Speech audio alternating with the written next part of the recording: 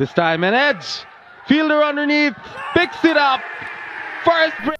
NCL টি-20 প্রথম আসরে শিরোপা নির্ধারণী ম্যাচ দুর্দান্ত বোলিং করেই কাজটা সহজ করে রেখেছিল রংপুর। ঢাকা মেট্রোকে ঘুরিয়ে দিয়েছে মাত্র ৬২ রানে।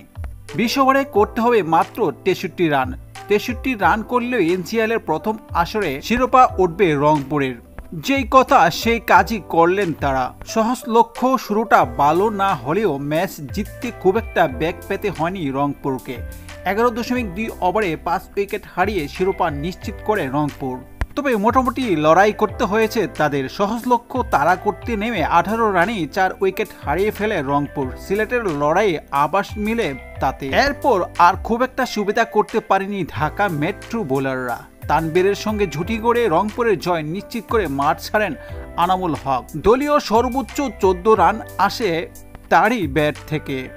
ঢাকা মেট্রোর হয়ে ২ উইকেট নেন আলিস আল ইসলাম। এনসিএলের এবারের আসরে শুরু থেকেই দুর্দান্ত রান করে আসছিল ব্যাটসম্যানরা, তবে ফাইনালে এসে ম্যাচটা কেমন জেনে হয়ে গেল।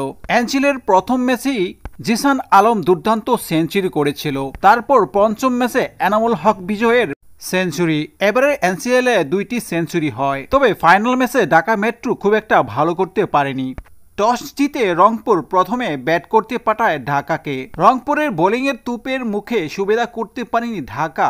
দুর্দান্ত খেলতে থাকা এবারের ব্যাটসম্যানরা মাত্র ১৬.৩ ওভারে ৬২ রানে অল আউট হয়ে যায়, যেখানে দলীয় সর্বোচ্চ ১৪ রান আসে শামসুল রহমান ব্যাট থেকে। রংপুরের বোলারদের মধ্যে ৩টি করে উইকেট নেন মকিদুল মুগ্ধ ও আলাউদ্দিন বাবু। ৩০ ডিসেম্বর থেকে শুরু হতে যাচ্ছে বিপিএল এর ১১তম আসর। বিপিএল এর ১১তম আসরের খেলা দেখার আমন্ত্রণ জানিয়ে এখানে শেষ করছি। যারা এখনো চ্যানেলটিকে সাবস্ক্রাইব করেনি প্লিজ সাবস্ক্রাইব করে নেবেন।